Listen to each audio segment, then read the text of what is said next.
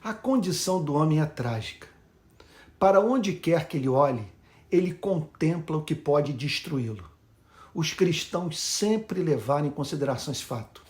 Para eles, a vida de um incrédulo sempre foi e será um enigma. Os que creem nas promessas do Evangelho não sabem como alguém pode viver sem uma esperança adequada, suficiente para atender às aspirações do espírito humano.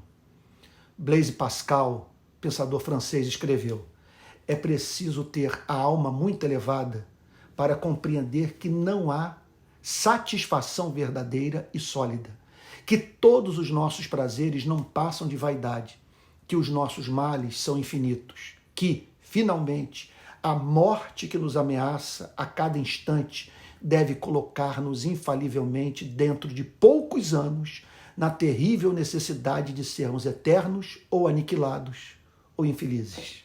Pascal, como poucos pensadores, descreveu o caráter ambíguo da condição humana, sua grandeza e a sua miséria, que ironicamente coincidem.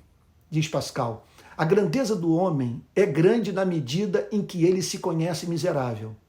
Uma árvore não se conhece miserável. É, pois, ser miserável conhecer-se miserável. Mas é ser grande conhecer-se que se é miserável. Todas essas misérias provam a sua grandeza. São misérias de grande Senhor, misérias de um rei destronado. Numa palavra, o homem conhece que é miserável. Ele é, pois, miserável, de vez que o é. O homem não passa de um caniço, o mais fraco da natureza, mas é um caniço pensante. Fecha aspas. Um caniço pensante, um ser frágil que sabe que é frágil.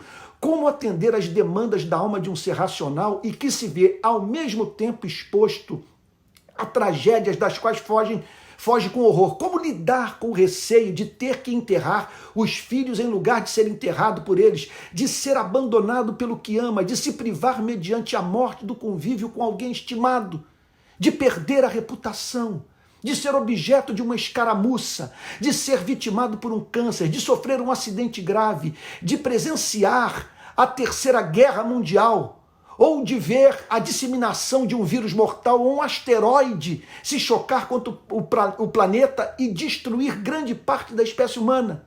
E isso sem ter ninguém do lado de fora para chorar. Será que as palavras que William Shakespeare põe nos lábios de um dos seus personagens estão com a resposta final?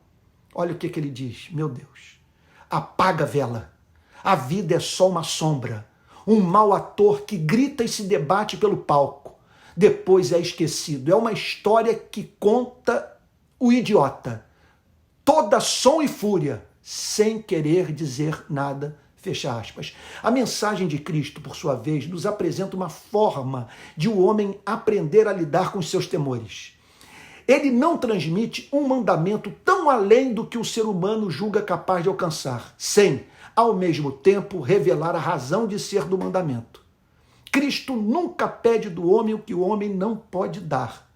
Deus não deixaria os seres humanos sem uma saída para as suas preocupações, muitas das quais suficientemente fortes para que qualquer pessoa fique aturdida. O Senhor Jesus declara em meio aos ilimitados temores humanos: olha que coisa linda, não andeis ansiosos pela vossa vida, quanto ao que haveis de comer ou beber, nem pelo vosso corpo, quanto ao que haveis de vestir. Não é a vida mais do que o alimento, e o corpo mais do que as vestes? Observai as aves do céu, não semeiam, não colhem, nem ajuntam em celeiros, contudo, vosso Pai Celeste as sustenta. Porventura, não valeis vós muito mais do que as aves? Mateus capítulo 6, de 25 a 26. Nessa passagem, Cristo trata de apresentar os motivos para crer da razão iluminada pelo Evangelho.